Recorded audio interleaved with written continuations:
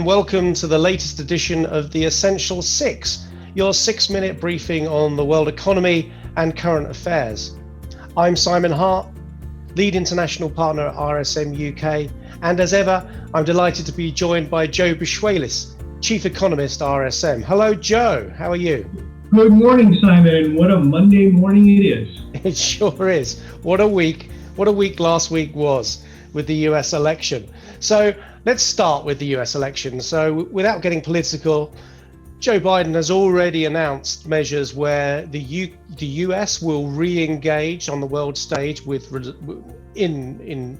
means to the World Health Organization, the World Trade Organization, and most importantly, the Paris Climate Agreement. Are we to expect more engagement? Yeah, you should. One of the first things that the incoming Biden administration is likely to do is to reach out to all of the major U.S. trading partners.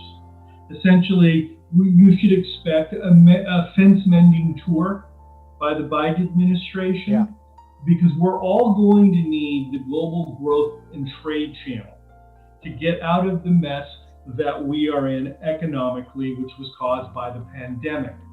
Now, this is going to not just be about trade, it's going to be about health, it's going to be about climate, and then about defense. And it's important to remember that the US and the UK do have a special relationship. And that's just not a bad Tony Blair word, right? What it means is, in the Midlands, the UK makes specialty steel that are the hulls of the US nuclear deterrent, nuclear submarines.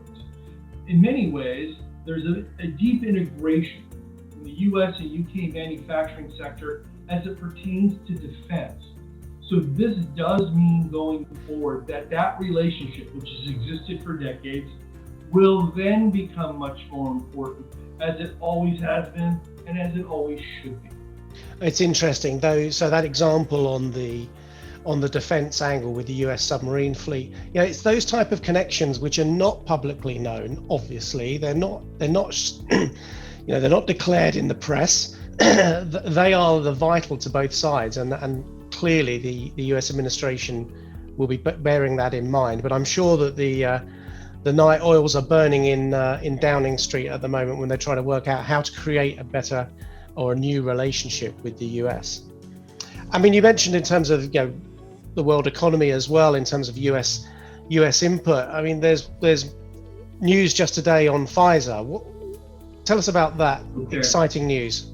So we do. We have some very exciting news that the US biopharmaceutical firm Pfizer has developed a vaccine that appears to be 90% effective in large studies with no side effects.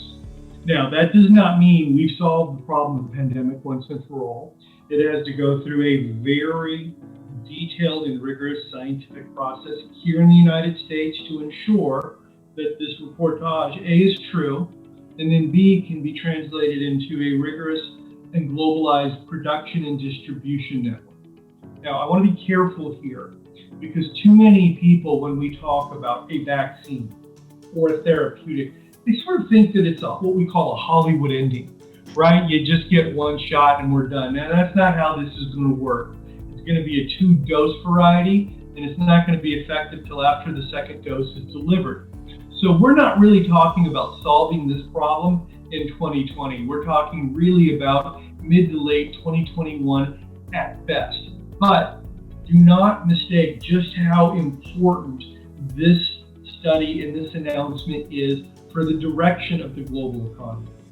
Absolutely. Look, I mean, even if it's a 2-dose vaccine, it's almost fire and forget. And I think that's the type of good news pre-Christmas that a lot of business leaders would be hoping for going into 2021. I suppose just in the last minute, Joe, let's just talk about the support that certain governments are giving to their to their economies. Last week, the Bank of England announced £150 billion worth of effective quantitative easing. Do you think that's enough? What do you think about that? What do you think still about the threat of negative interest rates in the UK in the last 60 seconds? Well, a couple of things. Right now, the UK economy is likely to contract at a 10% pace in 2020. There needs to be sustained monetary. Say that again, Joe. How much? How much? 10%. 10%. Yeah. Yeah. There needs to be sustained fiscal and monetary accommodation from the UK government to help mitigate the real shock that's going to occur due to the recent spate of lockdowns, and to create the conditions for a better recovery in 2021. My sense here is that negative interest rates may need to be implemented.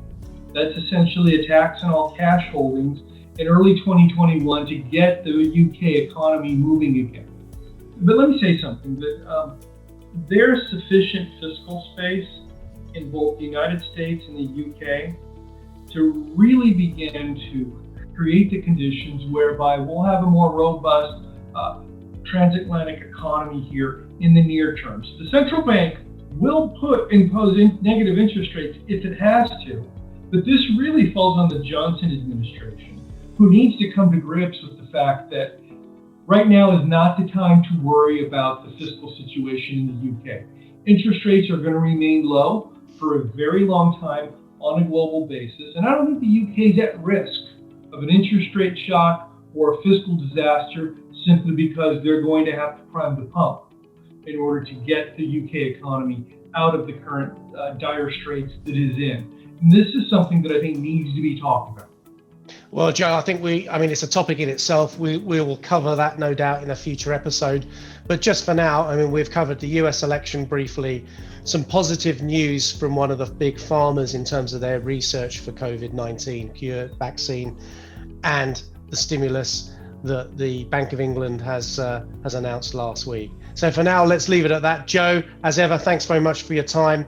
We'll see you all in the next episode. Goodbye. Okay, till next time.